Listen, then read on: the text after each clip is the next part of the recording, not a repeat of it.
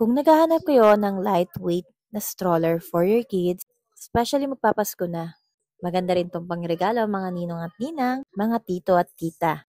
Ito ay affordable at pwedeng-pwedeng dalhin kahit saan.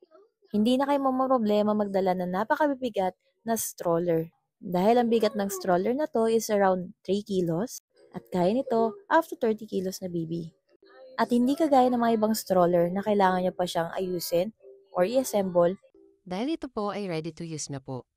Ikakabit nyo lang yung kanyang payo, ang kanyang cloth, at pwedeng-pwede nyo na kagad siyang gamitin. As you can see, hindi nahirapan yung asawa kong ikabit ito. So, i-bend nyo lang sa may likodan na maayos para mag-lock po ito at may pindutan din siya sa may likodan para po tumaas ang kanyang handle. So, itong stroller din naman na to is pwede siyang two-way. Pwede rin pong si baby ay nakaharap sa inyo. So, gaya nga ng sabi ko sa inyo, ang ilalagay nyo lang po dito is yung payong niya na kung saan make sure nyo lamang po na maglalak po siya. Then, na-adjust naman po siya, natataas at baba. As you can see, napakaliit lang niya, napaka-lightweight. Kaya kung sakali man po magda-travel kayo ng inyong mga kiddos, ay isa to sa recommendable na stroller for you. Dahil hindi to dagdag sa inyong mga bagahe. At itong cloth niya naman na po is washable po at madali nyo lang naman po mailagay. And itong stroller naman na to is meron siyang belt na adjustable.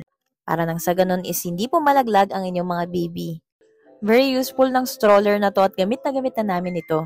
Meron din po tong stopper sa kanyang mga gulong in case na ayaw nyo pong umaandar or paandarin ang inyong stroller. And napakadali lang naman niyang itulak. As you can see, yung pinagkakabitan po ng cloth na yan po ang tatanggalin ninyo kung gusto nyo po siyang ipaharap sa inyo.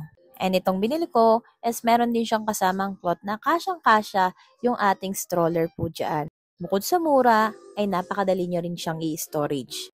Kaya sa may mga gusto, check out na!